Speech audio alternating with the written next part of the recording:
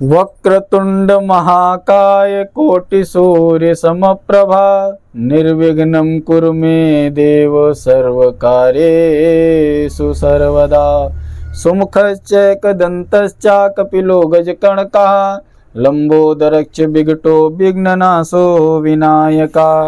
भागवत महात्म्य में एक प्राचीन इतिहास बड़ा प्रसिद्ध है, ध्यान देके सुनिएगा।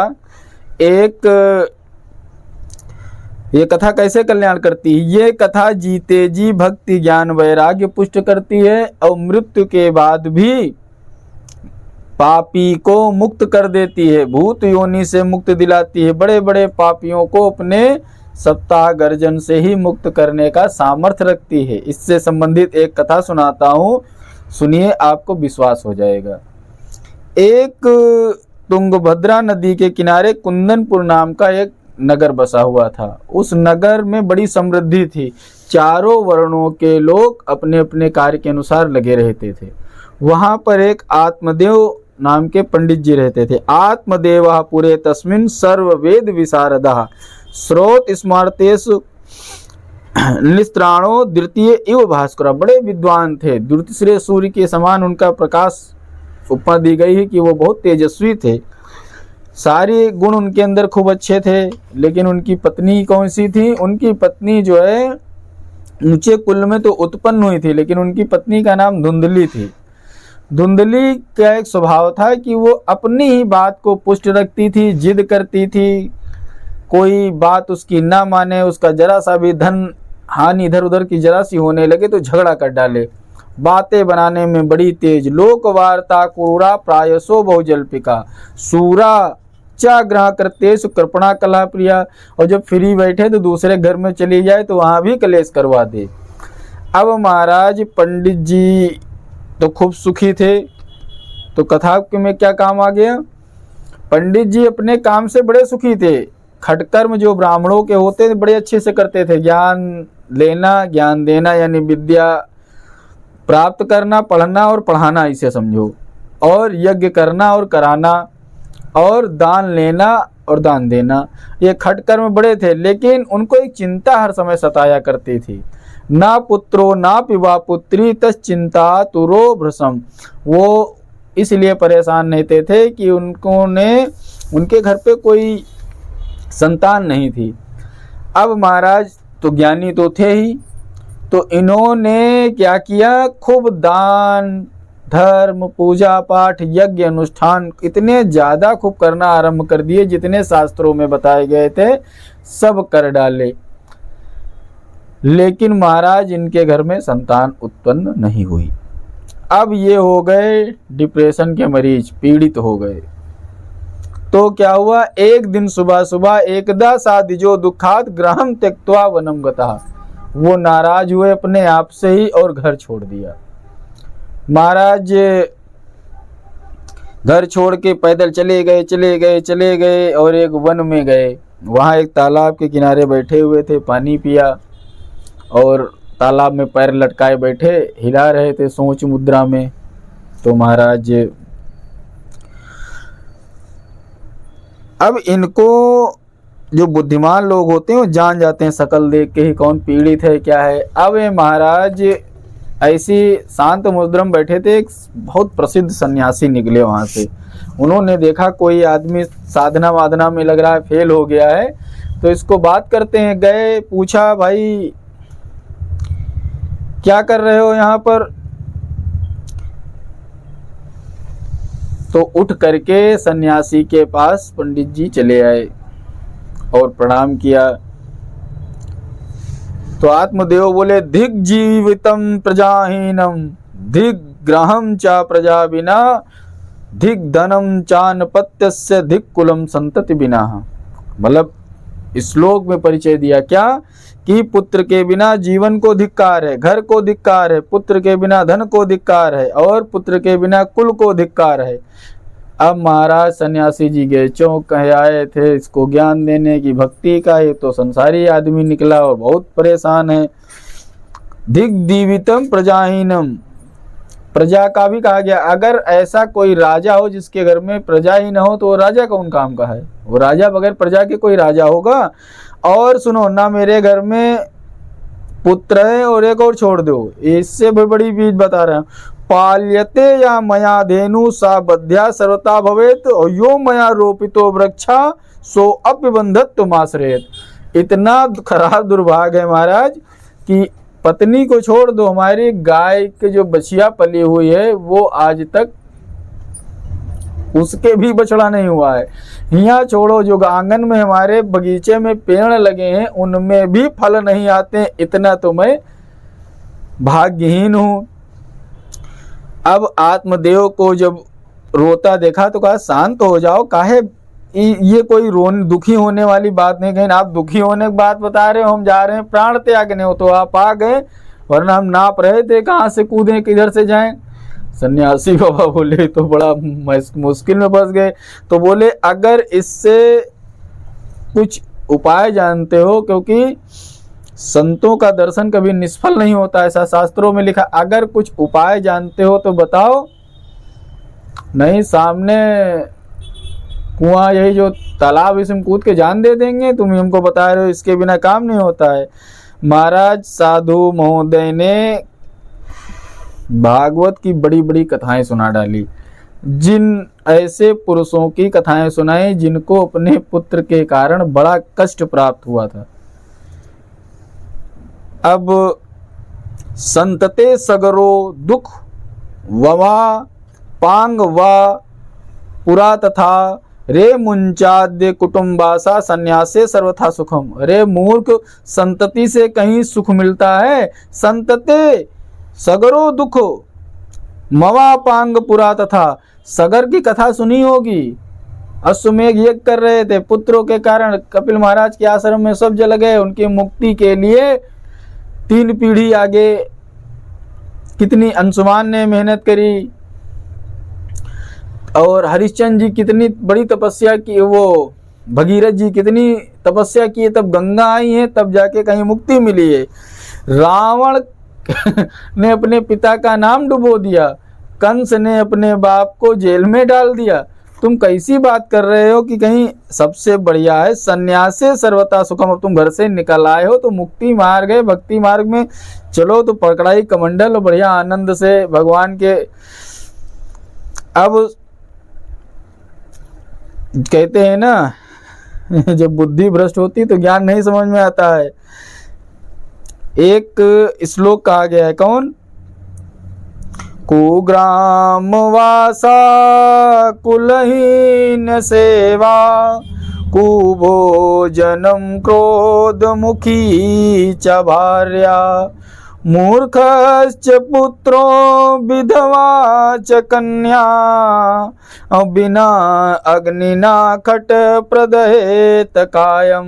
वो खटकर्म कहे गए, यहाँ पर 6 दुख बोले गए शास्त्रों में। अगर ये दुख और इनमें से तुम्हारा कोई दुख हमें समझ में नहीं आ रहा है। जब उन्होंने श्लोक में बात करी थी ना, क्या कहा था? धिक जीवितम प्रजाहीनम धिक ग्रहम चा प्रजा बिना, तब सन्यासी ने कहा ये भी हम इसको श्लोक में ही बात करें, नहीं तो ये समझेगा कि ये कम पढ़े लिखे हैं, इसे बाबा कमंडल लिए टहल रहे हैं। तो इन्होंने स्मृति वाक्य बोला, हे ब्राह्मण, बुरे गांव में बसना कुलहीन, बुरे गांव में बसना तो कुंदनपुर कोई बुरा गांव नहीं है, चारों वर्ण सुखी हैं। और कुलहीन की सेवा करना तो तुम किसी के नौकर भी नहीं हो, ना दास हो, तुम नगर पुरोहित हो, सब तुम्हारी इज्जत करते हैं। बुरा आहार करना ये दुख है, तो तुम बुरा आहार भी नहीं करते हो, सत्कर्म करते हो, भक्ति मार्ग। और एक दुख है उसके लिए तुम मरने नहीं आए, क्या है? क्रोध मुखी चा भार्या, क्रोधी स्वभाव की पत्नी और मूर्ख पुत्र और विधवा कन्या, ये 6 जो हैं वो जीवन भर छाती जलाते रहते हैं। तो तुम्हारे पास में कोई जान देने का उचित कारण नहीं है।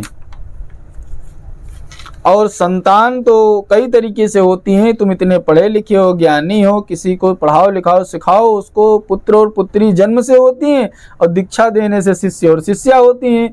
तो वंश तो गुरु परंपरा का भी वंश चलता है। तो तुम ब्राह्मण हो, तुम अपने शिष्यों से तुम्हारा मोक्ष मिल जाएगा, जो तुम अगर कहो मोक्ष के लिए ये सब काम करने जा रहे हो। और एक साफ साफ बात पंडित जी सुन लो, सप्त जन्मावधि तव पुत्रो नैव च, मैं गारंटेड बोलता हूं कि तुम्हारे इस जन्म में छोड़ दो 7 जन्मों तक तुम्हारी पत्नी के पुत्र नहीं होंगे। अब महाराज समझ गए पंडित जी, पकड़ लिया पैर, हे महात्मा मुझे ज्ञान मत बताओ, श्लोक मत सुनाओ, हमने बहुत ग्रंथ पढ़े हैं, हमने बहुत तपस्या की है सब पढ़ने में। अब मैं अपनी जातीय और सामाजिक उत्पीड़न से जूझ रहा हूँ कि हमारे कुल में सब लोग हंसते हैं कि दूसरे पंडित ज्ञान बताओ, अपने घर में एक लड़का नहीं है, दूसरे का अनुष्ठान जब पूजा पाठ हमसे कोई कराएगा, जब मैं स्वयं सिद्ध नहीं हो पाऊंगा। अब नहीं सहा जा रहा है मेरे पुत्र ना होने की पीड़ा। सेम उस तरीके से जैसे महाराज दशरथ को चिंता हुई थी। एक बार भूपति मन माई, भय गलानी मोरे सुत नाई। और तब जाकर के उनको मिल गए थे कौन? उनको भगवान की कृपा से, नारायण कृपा से वशिष्ठ जी मिल गए थे। आज मैं आपकी शरण में हूँ, या तो हमारी जान बचाओ अगर कोई उपाय हो, नहीं तो हम तुम्हारे सामने अब इसमें कूद जाएंगे। निज दुख सुख सब गुरहि सुनायव, कई वशिष्ठ बहु विधि समुझायो। यदि आप हमें पुत्र होने का आशीर्वाद दे सको तो दो, वरना मरने से न रोको, आप अपनी रास्ता जाओ, तुम्हारे ऊपर कोई पाप नहीं लगेगा, हम अपने काम करने जा रहे हैं। अब भैया सन्यासी बोले कि अब तो ये बड़ा खराब भी है कि अगर हमारे संतत्व में लिखा है कि अगर तुमसे किसी का दुख टाला जा सकता है तो उसको छोड़ करके जाना भी गलत बात है। तो बोले, सन्यासी बोले, आप अधीर मत हो, आनुकूल से संकल्पा प्रतिकूल से वर्जनम। मनुष्य को वही धर्म स्वीकार करना चाहिए जिससे भगवत भक्ति होती रहे। और हमको नहीं लग रहा है कि तुम्हारे पुत्र कामना से तुम्हारी भक्ति हो पाएगी और तुम बहुत पछताओगे। आत्मदेव, आप पुत्र के निमित्त इतनी प्रबल कामना मत ठानो, कोई चीज जिद से नहीं प्राप्त करनी चाहिए, वरना सृष्टि तुमको वैसे ही दे देती प्रकृति। अब इससे हास हो जाए। कार्पण्य दोषो पहत स्वभावा, प्रक्षामि त्वाम धर्म समूढ़ चेता। गीता में कहा गया है, 2 अध्याय का 7वां श्लोक है कि हे अर्जुन, भगवान श्री कृष्ण अर्जुन से कहते हैं, वहीं यहाँ आत्मदेव से कौन कह रहा है? सन्यासी कह रहे हैं, हे अर्जुन तुम इस समय विषय वासना यानी मोह के भाव में आ गए हो। अर्जुन ने भी तो देखा था ना सारा सब घर परिवार। कार्पण्य दोष दुर्बलता के कारण अब तुम अपना कर्तव्य भूल गए हो, उसी तरीके से जैसे अर्जुन भूल गया है। और इन दोनों अवस्था में कृपा करके अब पंडित जी बोले, अच्छा चलो ठीक है, समझो हमको मार्ग दिखाओ। जैसे अर्जुन ने पूछा था, हे माधव, ये राज्य के लिए हम अपने परिवार को मारेंगे, धन के लिए मारेंगे? तो भगवान हंसे कि तुम किसको कौन मारने आए हो? अपने परिवार का, पत्नी का, बच्चों का बदला सब लेने आए। हमको तो मदद के लिए तुम बुला के लेके आए थे, चलो हमारी मदद करो। चले तो हम तो तुम्हारा रथ हाँक रहे हैं। तब सिलेंडर हो गए, शिष्यत्व ग्रहण किया कि आप हमें कुछ मार्ग दिखाइए, मैं इस समय कुछ कर ही नहीं पा रहा हूँ, हाथ पांव कांप रहे हैं हमारे। उसी तरीके से सन्यासी ने कहा कि सही बात है, तुम्हारा सारा ज्ञान शास्त्र सब चला गया है, तुम इस समय पुत्रों मोह के चक्कर में बड़े परेशान हो रहे हो। हे आत्मदेव, संसार में कभी किसी की तृष्णा मिटी नहीं है जो मोह में रहा है। कोई पुत्र तृष्णा से परेशान है, कोई वित्त तृष्णा से परेशान है, कोई लोक तृष्णा से परेशान है। इसलिए ये तीनों प्राणी संसार में भटका करते हैं और अपने वास्तविक धर्म को भूल जाते हैं। और देखो, तुम्हें अगर पुत्र प्राप्ति की इच्छा व्यथित कर रही है तो इस संसार में किसी को 60,000 पुत्र थे अंग को। महाराज अंग को 60,000 पुत्रों से कहीं सुख मिला? उग्रसेन फिर समझा रहे हैं, फिर और 4-5 कहानी सुनाई। लेकिन जब महाराज सन्यासी के बार बार समझाने पर भी बात आत्मदेव के मन में न बैठी, तब कहने लगे, अच्छा अब तुम देख ही लो भाई, वही खीर खिलाई ना है तो एक फल दिया, आत्मदेव जी को एक फल दे दिया। और वो त्रिकालदर्शी थे, वो जानते थे क्या होगा। अब लेके आए घर वो। पत्निया पाणो फलम दत्वा स्वयं यातस्तु कुत्रचित। यहाँ कहा जाता है जो फल होता है तपस्या का या परिश्रम का, जिसने परिश्रम नहीं किया है उसका वो मोल नहीं जानता है। अब पत्नी के हाथों में फल दिया और बताया कि ये बहुत दुर्लभ फल है, हमको बड़े ईश्वर की कृपा से गुरुदेव जी के द्वारा मिला है, इसको अच्छी तरीके से नहा धो करके भगवान को ध्यान करते हुए इसको तुम अगर खा लोगी तो हमारे घर में भी संतान हो जाएगी। धुंधली ने ले लिया उसको, और वही पुरानी आदत, उसकी उस फल में श्रद्धा नहीं थी। तो आश्रद्धया हता उत्तम दत्तम तपस्तप्तम कृतम चयत आसीद्युच्यते पार्थ नाचा तत्प्रेत्यानो इहि। हे पार्थ, बिना श्रद्धा के ज्ञान, दान, यज्ञ, तप जो भी कार्य किया जाता है वो सब नश्वर है और असत कहलाता है। तो वो इस जन्म में भी और मरने पर भी, इस जन्म में तो नष्ट होता है और मरने के बाद भी उसका कोई यश नहीं रह जाता है। आत्मदेव की पत्नी धुंधली ने उस फल को पाने के लिए कोई परिश्रम तो किया नहीं था। अगर कम से कम चारों बृहस्पतिवार व्रत रही होती, कुछ दान धर्म किया होता तो उनको उसको लगता। अब उन्होंने वो फल लिया अपने आंचल में रख करके, और जो दोपहर में उनकी मित्र मंडली आती थी सहेलियों वाली, जहाँ बैठ के प्रपंच होता था, वहाँ बैठ के कहने लगी, देखो कोनो हमको लग रहा है हमारे पंडित जी का मिल गए, बहुत सीधे साधे हैं, और देखो नो बाबा इनका दी से फल।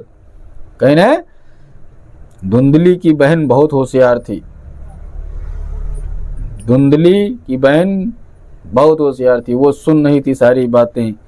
कहने लगी, बहनी हमहू कबू आज तक नहीं सुने हैं कि कहीं फल खाने से लड़का हो जाता है। वही कोई बुद्धिमान होती है, कुबुद्धि थी, कोई सुबुद्धि होती तो कहती हाँ खीर खाने से ऋषियों के संतों के आशीर्वाद से पुत्र होते हैं। ऐसे महाराज दशरथ के नहीं हुए थे, जब तक ऋषियों का आशीर्वाद नहीं मिलता तब तक घर में चाहे पुत्र हो चाहे पुत्री हो संतान नहीं होते हैं। लेकिन वो कुबुद्धि थी तो कहा, बहनी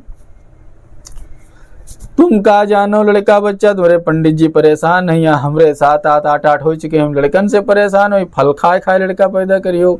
अरे का समस्या होती है जब पेट में गर्भ होता है, तुम नहीं जानती हो।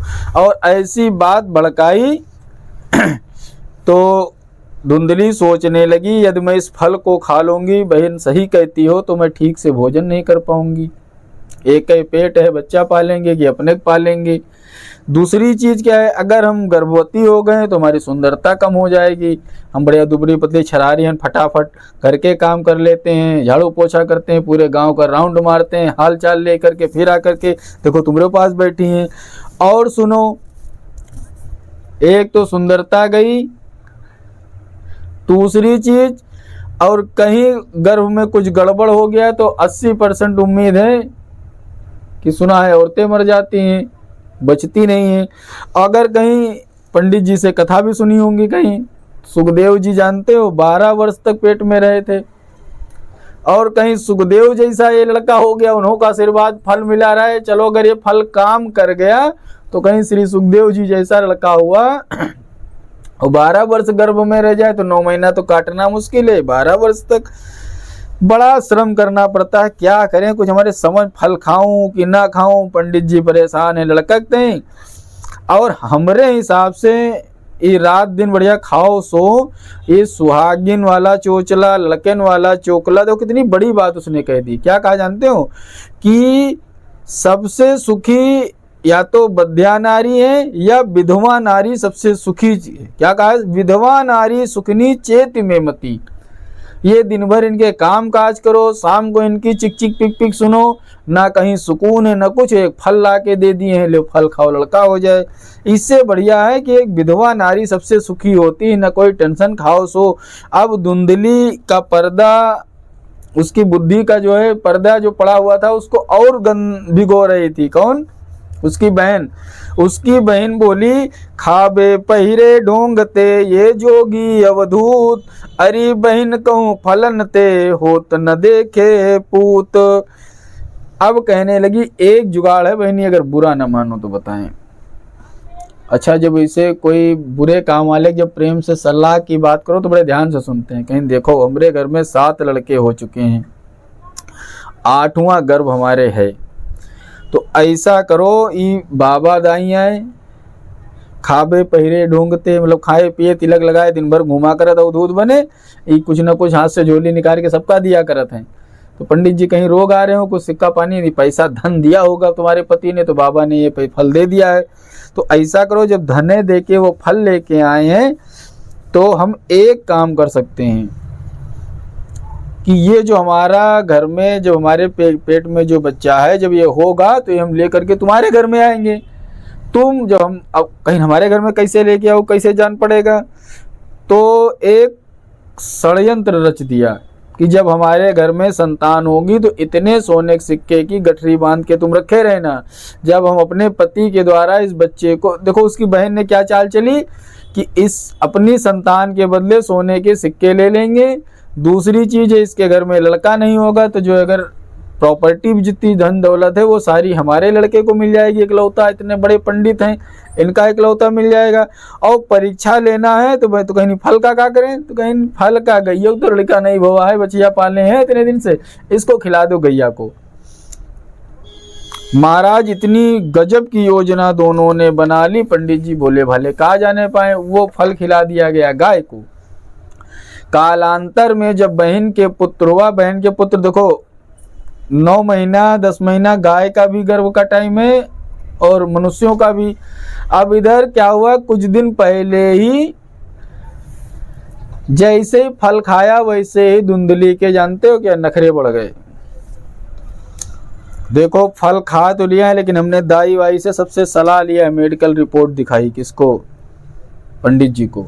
डॉक्टर ने कहा है फुल बेड रेस्ट, कोई काम नहीं करना, यहाँ तक तुम आओगे हम जब तुम्हारे आने जाने से खटपटा जाते हैं, एक दासी रख लो खाना पीना बनाए। अब 8-9 महीना तक हमसे तुमसे कोई मतलब नहीं रहेगा।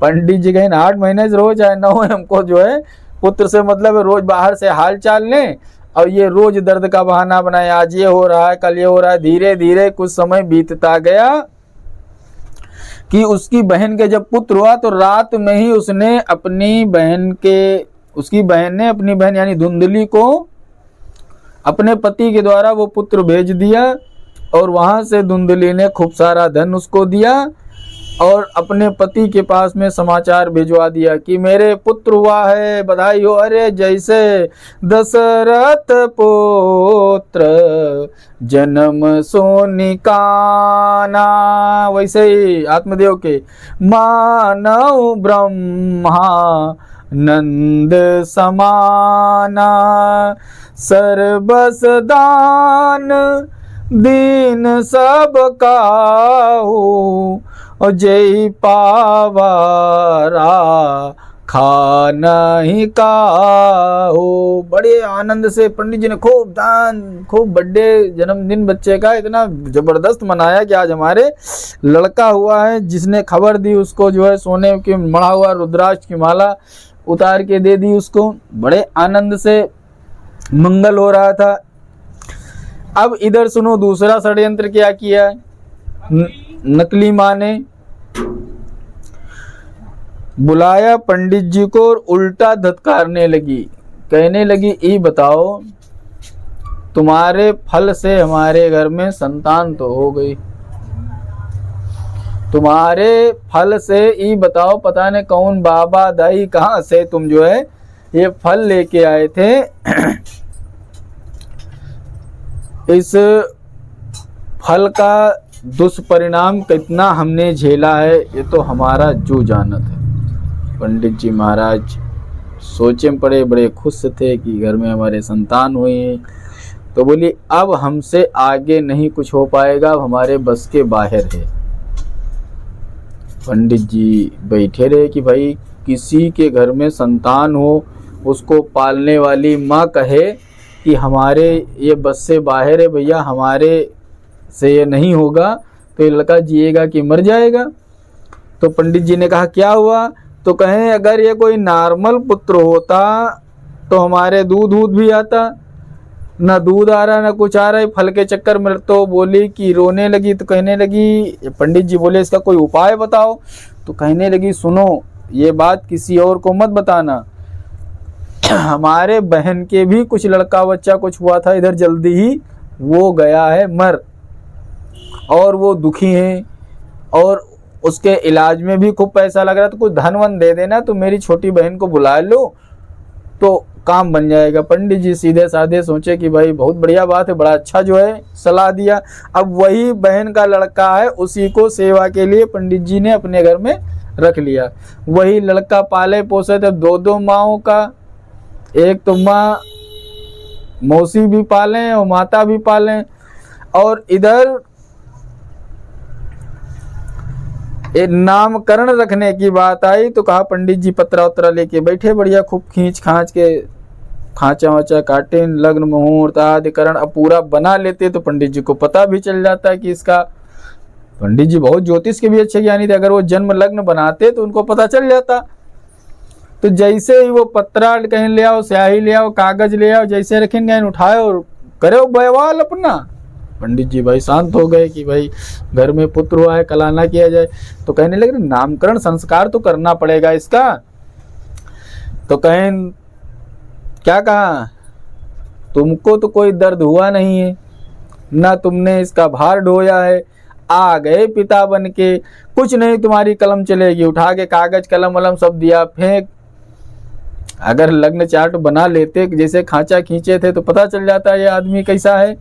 अब फेंक दिया, कहा हमारा नाम धुंधली, ये पुत्रस्य धुंधकारित नाम मात्रा प्रतिष्ठितम, अब ये मेरे पुत्र के नाम से जाना जाएगा, मेरा नाम धुंधली और मेरे पुत्र का नाम धुंधकारी होगा। अब तैसे थोड़ी देर बाद आवाज आई, कुछ महीने बीत चुके थे कि पंडित जी तुम्हारी गैया ने सोने का बछड़ा दिया है। सोने का जो है पुरुष का जन्म हुआ है, मतलब एकदम सूर्य के समान तेजमान। बोले चमत्कार देखो, हुआ है आदमी, कान गाय के हैं। अरे सब भगवान की कृपा है, सब बढ़िया। पंडित जी आज गांव में और डबल खुशी मनाई जा रही दोबारा फिर। तो सारा शरीर बढ़िया पीतांबर, मतलब पीत आभा का बिल्कुल वो चमक रहे थे, और सोने के जैसे वर्ण, और 2 कान बढ़िया वो गाय के लगे हुए। तब पंडित जी ने उसका यथोचित बढ़िया संस्कार किया, नामकरण संस्कार कराया। गौकर्णम तम सुतम दृष्टवा गोकर्ण नाम चाकरोत, और गाय के कान के तरीके से उसका नाम गोकर्ण रखा गया। महाराज अब बड़ी कहाँ एक लड़का नहीं था, वहाँ घरों भवा गैया भी लड़का दे रही। पंडित जी गोकर्ण पंडितो ज्ञानी, धुंधकारी महाकला, खूब पढ़े लिखे संस्कारवान हुए गोकर्ण जी। और धुंधकारी स्कूल के नाम पे पैसा ले ले, इधर घूमे उधर घूमे, सिक्का खेले, कहीं कंचा खेले, गुल्ली डंडा खेले। और गोकर्ण महाराज सीधे थे, वो अपना गुरुकुल चले गए। 4-5 साल झेला होगा, उसके बाद सोचे गोकर्ण जी चले गए गुरुकुल पढ़ने के लिए, क्योंकि वो बिल्कुल जैसे जने हुआ 5 साल के। और जब ये 5 साल का बड़ा हुआ धुंधकारी, तो ये क्या करे कि पत्थर लेके जाए और घिसे जाकर के छप्परों के आसपास चिंगारी से गांव जलाने लगा, मतलब गांव के छप्पर जलाने लगा। शाम के समय जाए तो क्या करे, जहाँ गौवे बंधी हो तो उनके बछड़े खोल दे दूध पीने जा करके, और कहीं कोई गाय दूर हो तो वहाँ पर शोर ढोल बजाते हुए चला। पूरा गांव पीड़ित हो गया। छोटे छोटे बच्चों को जब थोड़ा किशोर हुआ, किशोर से हाई स्कूल इंटर वाला उदंडी, तो कोई छोटा बच्चा खेलते मिले तो उठाए कुआं में डाले, वो भाग जाए। घर वाले चिल्लाओ, हे धुंधकारी पंडित तुम्हारा लड़का देखो जो है कुआं हमरे लड़का गिरा अधीश है। पंडित जी एको पाठ न कर पावे, एक दोहा से दूसरे दोहा तक, एक माला सुमिरनी का 108 दाने होते हैं माला में, एक माला भी नाम जप ना कर पावे कि एक माला होते होते 10 ओरहन घर पे आने लगी। अब कोई आवे शिकायत लेकर के और माला जपने बैठे हो तो वो तो और गुस्सा जाएगा। हे पंडित जी तुम्हारा लड़का जो है बैल चढ़ा दिया कंडे पे, हे पंडित जी तुम्हारा लड़का छप्पर देखो उनका फूक रहा है, पंडित जी देखो उनके लड़के कुआं। अब इतने दुखी हो गए, पंडित जी सोचने लगे ये आचरण का लड़का मिला है। अब याद आई किसकी, सन्यासी बाबा की। भैया पुत्र के लिए जान देने जा रहे थे, आज महाराज इतना परेशान हो गए। बंधत्वम तु समीचीनम कुपुत्रो दुखदायका, ऐसे कुपुत्र से हमको अगर संतान भगवान ना होती तो क्या। अब कृपण आत्मदेव सोचने लगे अब कहाँ जाएं, अब क्या करें। आज वो क्या कर रहे थे, पहले गए थे पुत्र के लिए मरने, आज भी पुत्र के लिए मरने जा रहे हैं। आज घर से फिर निकल गए। क्वा तुष्टाम क्वा गच्छामि को में दुखम व्यपोहयेत, इस प्रकार जीने से अच्छा है कि मैं मर जाना चाहिए। अब ये घर से बाहर निकले थे तब मिल गए इनको गोकर्ण जी। गोकर्ण जी ने समझाया पिताजी संसार में जो भी प्राप्त होता है, जो भी मिला है, कौन स्त्री पुरुष पुत्र परिवार पति बहन आदि भाई धन दौलत सब प्रारब्ध से मिलता है। धुंधकारी भी अब आपका पुत्र है, चाहे वो पालक मान के चलिए, चाहे जैसे वो तो जानते थे, लेकिन उन्होंने कहा भैया है तो आपका पुत्र है तो इसके भी आत्मदेव बोले बेटा ये पुत्र नहीं है, तुम नहीं जानते हो, ये चंडाल हमारे घर में हुआ है। चांडाल कौन होता है, जो माता पिता की बात न माने, सेवा न करे, संत की सेवा न करे, मंदिर में पूजा अर्चना न करे, गुरु का भजन न करे, ऐसे व्यक्ति को चांडाल कहते हैं। आत्मदेव सोचते हैं कि जाना तो एक दिन सबको है, परंतु इस धुंधकारी से हमको बड़ा दुख मिला, हमारे कारण पूरा गांव पीड़ित है। क्योंकि उन्होंने जानते तो थे मरने का मुझे गम नहीं, नासवान संसार आएगा सो जाएगा यही जगत व्यवहार। बोले कि बेटा हम बहुत धर्म संकट में हैं, अब तुम बताओ ये कैसे सुधरेगा। तब यहाँ पर गोकर्ण जी ने ब्रह्म ज्ञान दिया। समझिए अभी भी तुमको लग रहा है कि धुंधकारी तुमको अगर कष्ट दे रहा है तो आप फिर वही मूर्खता कर रहे हो जो पूर्व में कर चुके हो, किसी के समझाने से नहीं समझते हो। तब भी छोड़ने से मुक्ति का मार्ग बताया था, आज भी बताया जा रहा है शास्त्र में कि छोड़ने से मुक्ति होगी। पुत्र को पकड़ने के तुमको कष्ट मिला और पुत्र को अभी भी सोच रहे हो पकड़े पकड़े कैसे सुख जाए, तो तुमको कोई सुख नहीं दे रहा है, न कोई तुमको दुख दे रहा है। तुम सोच रहे हो कि ये पुत्र तुमको सुख दे रहा है या दुख दे रहा है, कोई नहीं। सुखस्य दुखस्य को अपिदाता परोद दातीत कुबुद्धिरेशाम अहम करोमि तीव्रताभिमाना स्वकर्म सूत्र ग्रथितो ही लोका। जो ऐसा समझते हैं कि कोई हमको सुख दे रहा है, कोई हमें दुख दे रहा है, ये उसकी बुद्धि कुंठित है मान लो। मैं कहता हूं ये झूठा अभिमान है। समझे, संसार में प्राणी अपने सूत्र अपने कर्मों का फल भोग रहा है, यहाँ दूसरे का सुख दुख का कोई मतलब नहीं है। आपके कर्म आपको सुखी बनाते हैं, आपके कर्म आपको दुखी बनाते हैं। ये सोचो कि फलाना आदमी सुखी है, अगर सुख को देखने जाओगे तो जानते हो ये स्थिति मिलेगी। सुनिए पिताजी, ना चेन्द्रस्य सुखम किंचन सुखम चक्रवर्धिना सुखमस्ति विरक्तस्य मुने रेकांत जीवना। यही बात सन्यासी बाबा ने की थी। क्या कहा था, पिताजी एक राजा के पास जाओगे तो वो कहेगा महाराजा सुखी हैं, और महाराजा के पास जाओगे तो कहेंगे चक्रवर्ती सम्राट सुखी हैं, और चक्रवर्ती सम्राट के पास जाओगे तो कहेंगे इंद्र सुखी हैं बहुत दिनों तक। अगर इंद्र के पास चले जाओगे तो कह देंगे ब्रह्मा सुखी हैं, क्योंकि जितने दिन हम राज करते हैं हमारे ब्रह्मा जी के दिन में 12 इंद्र बदल जाते हैं।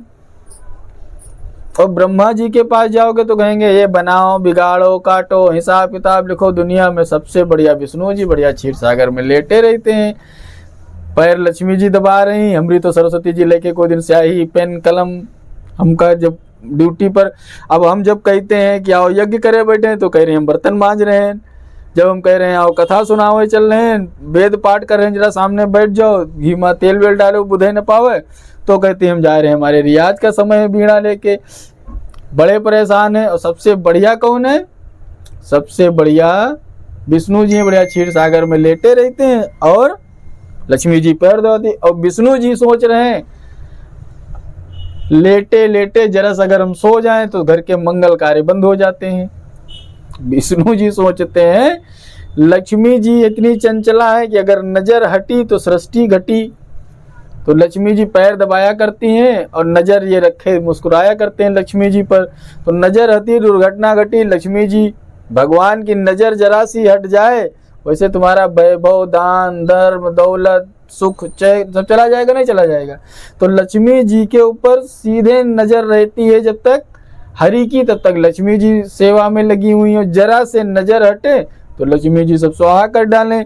तो सबसे बढ़िया का हाल है कि नजर नहीं, बिल्कुल वामांग में बढ़िया बैठ करके हाथ जोड़ के बैठी रहती हैं। कितनी दिव्य शक्ति है हमारे महादेव की। हमारे महादेव की शक्ति इतनी दिव्य है कि वो हाथ जोड़ करके बैठी रहती है। एकदम सुंदर भी है, इसीलिए गौरी कहा गया है। सौम्य भी है। और अगर कोई दिक्कत आ जाए तो हमको बार बार शंकर जी को कहीं अवतार लेने नहीं जाना पड़ता है। कोई मारे को तो जाए अवतार लेने जाए वो जाए। अगर कोई पंगा ले लिया तो ऐसी पत्नी बढ़िया होनी चाहिए कि अगर हम पूजा पाठ ध्यान में आराम में मग्न है, उठावे त्रिशूल 20-25 का उड़ाया हुआ जाए करके। तो विष्णु जी सोचा करते हैं कि शंकर जी बढ़िया हैं, शंकर जी का वैवाहिक जीवन बड़ा अच्छा है। अगर गौरी जी सीधे बैठी तो सबको, इसीलिए नियम भी है, आप शिव पूजा में जा रहे हैं, आप शंकर जी से डायरेक्ट कोई चीज़ कहोगे वास देखना पड़ेगा, टाइम मुहूर्त देखना पड़ता है। इसलिए नंदी जी के कान में जाके कुछ कह दो तो धर्म के माँ शंकर जी सुन लेते हैं, वरना माता जी की उपासना करो, हाथ जोड़े बैठी है, अब किल 10 रुपया दे दो, लड़के ने ठीक ना हो, जहाँ कहें जैसे टूटे पैसा नहीं तो 100 की नोट दे जाते हैं, पापा दे नहीं आते हैं। अगर मम्मी टाइट हो जाए तो कहते हैं ए, तो वो हाथ जोड़े सिर्फ इसीलिए बैठी कि उनका कोई पुत्र निराश न जाए वहां से। बाकी वो हाथ तुम्हारे डर में नहीं जोड़े बैठी हैं। विष्णु जी कल्पना कर रहे हैं कि ये हाथ जोड़ के अपना सारा काम करवा लेती हैं शंकर जी से। और अगर कहीं मुसीबत आ जाए तो यही जयंती मंगला काली भद्रकाली कपालिनी दुर्गा क्षमा शिवा धात्री स्वाहा स्वधा नमोस्तुते। और जैसे ही बहुएं उठती हैं तो ये तीसरी आंख स्वयं धारण कर लेती हैं शिव का, और काली बन जाती हैं, दुर्गा बन जाती हैं। अब शंकर जी के पास कोई जाके देखे तो बात यहाँ पर शंकर जी के पास कुछ नहीं गड़बड़ है, सब शिव में है। शिव बनने के लिए सन्यास लेना पड़ेगा, धारण करना पड़ेगा शिवोहम। शिवोहम की स्थिति बहुत विचित्र है शिवोहम बनने के लिए। इसीलिए भैया हमारी क्या कहें, तुलसीदास जी ने एक सवैया लिखी है, दीन कहे धनवान सुखे, धनवान कहे सुख राजा को भारी, राजा कहे महाराजा सुखी, और महाराजा कहे सुख इंद्र को भारी, और इंद्र कहे मोते ब्रह्मा सुखी, और ब्रह्मा कहे सुख विष्णु को भारी। और तुलसीदास विचार करे हरि नाम बिना सब जीव दुखारी, तुलसीदास विचार करे हरि नाम बिना सब जीव दुखारी। जातस्य ध्रुवो मृत्यु ध्रुवम जन्म मृतस्य चाहिए, मरने जा रहा हूँ, जान देने जा रहा हूँ, छोड़ने जा रहा हूँ, ये करने की भावना अशांतस्य कृता अशांतस्य कुतः सुखम, ये अशांति देती है, ये कहीं सुख देती है। और बिना ये अशांति ले करके तुम सुख खोजने चले हो, जब तक शांति नहीं मिलेगी सुख नहीं मिलेगा। और सुख शांति तभी मिलती है जब हरि नाम का जाप होता है, हरि कीर्तन होता है। कस्य माता कस्य पिता कस्य भ्राता सहोदरा, अर्थ कालेन संबंधा काकस्य परिवेदना।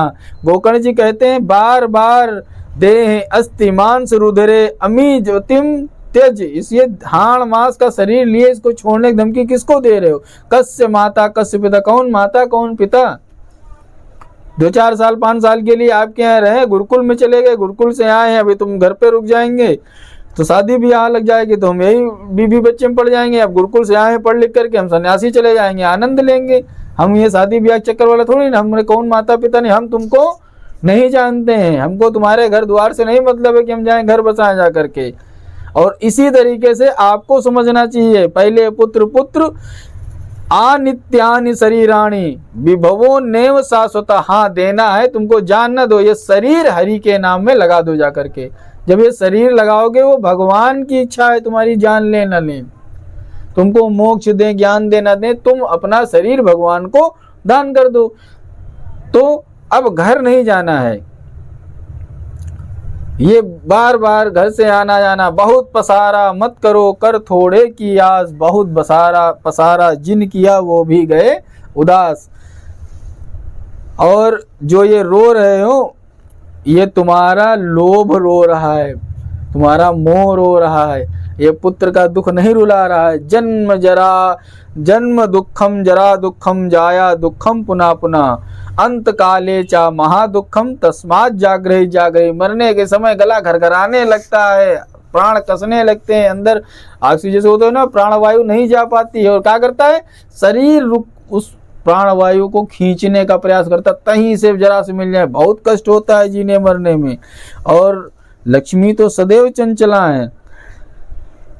पुनरपि जननम पुनरपि मरणम पुनरपि जननी जठरे शयनम ई संसारे खलु दुष्पारे कृपया पारे पाए मुरारे। क्या बोले, भज गोविंदम भज गोविंदम भज गोविंदम मूढ़मते।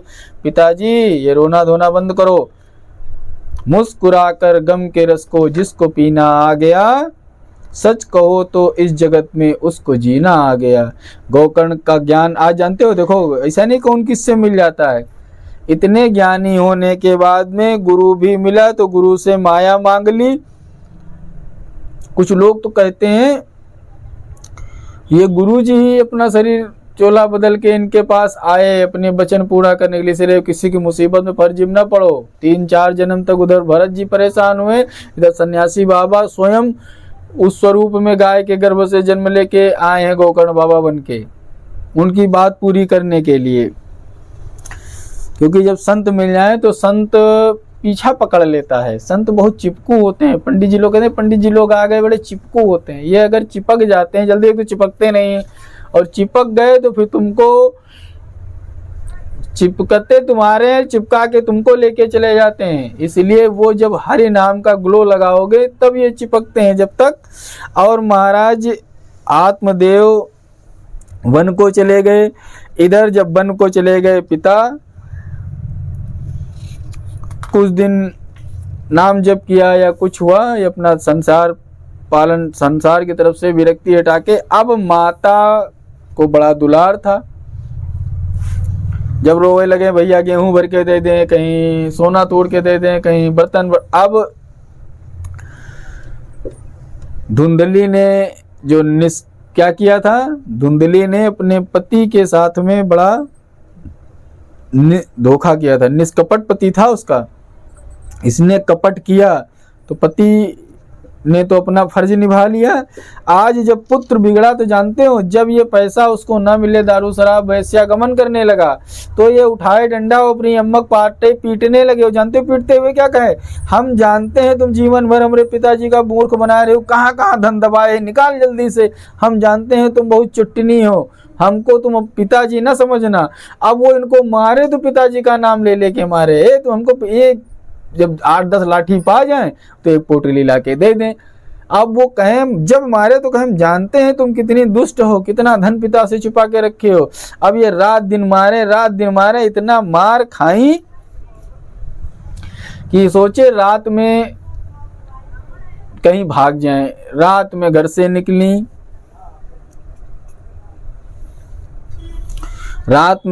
निकली, और गड्ढे में गिर गई और हो गई मृत्यु। अब इतनी दर्दनाक मृत्यु हुई। अब ये जिसके लिए धन दौलत चुराता था, तो बंधुओं ये अपने घर में 5 वैश्याओं को ला करके रखने लगा। पहले धन दौलत ले जाता था, अब निश्चय करके उन वैश्याओं में इतना लिप्त हो गया कि इसकी डिमांड ही ना पूरी हो। तो इसने एक दिन कर ली राजा के यहाँ चोरी। राजा के यहाँ जब चोरी करी तब वैश्याओं ने सोचा कि राजकीय मुद्रा जो धन होता है वो विशिष्ट होता है, ये मार्केट में एक ना एक दिन पकड़ा जरूर जाएगा।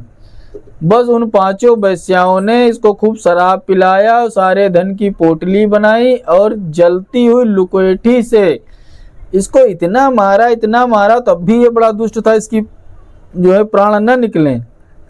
तो इसके मुंह में जलती हुई लकड़ी खोस दी और गड्ढा मर गया। जब ये तड़प तड़प के मरा है और गड्ढा खोद करके निश्चय कर लिया कि इति ता निश्चय कृत्वा सुप्तम संबद्ध रश्मि भी, इसको रस्सी से कहते हैं कि बांध दिया था, हाथ जो है रस्सियों से बांध दिया कि अगर ये कोई तरीके से भागना चाहे, और तड़प तड़प के वहीं मर गया। और स्त्रियों ने कुछ दिन नाटक किया, इसकी पांच वैश्याओं ने, तो बोले पता नहीं कहाँ कमाने धमाने चले गए, इनके सहारे हम बैठी थे, तो हम लोग कहाँ 4-4 5-5 जन 4-4 5-5 मेहरुआ रख लेते लोगन के खिलावे पिलावे के नहीं सहूर है। तो बहनी कहाँ चले जाए, कहूँ देखो तो भेज दो हम पांचों जनी वो को। तो मोहल्ले वाले जो निकले उनसे वो मांगे, मोहल्ले वाले इधर से निकलना बंद कर दिए। बस ये रात में पोटली ओटली बनाई, सारा सोना चांदी बर्तन पांचों वैश्यों ने लादा, घर काम खाली। इधर पंडित जी का वन में स्वर्गवास हुआ, धुंधली बच्चे मार डर से मारी गई, और धुंधकारी वैश्याओं ने धन लिया, पोटली बांधी, बोलिए राधे राधे सीताराम। ये हाल होता है। आगे के भाग में कैसे प्रेत योनि से मुक्ति मिलती है आपको बताते हैं कि धुंधकारी प्रेत ही बना रहता है या कुछ चमत्कार होता है हमारी भागवत महारानी का, और भागवत कथा का महत्व कैसे मुक्त करता है, इससे आगे वाले भाग में आप लोग कल सुनिएगा। राधे राधे सीताराम।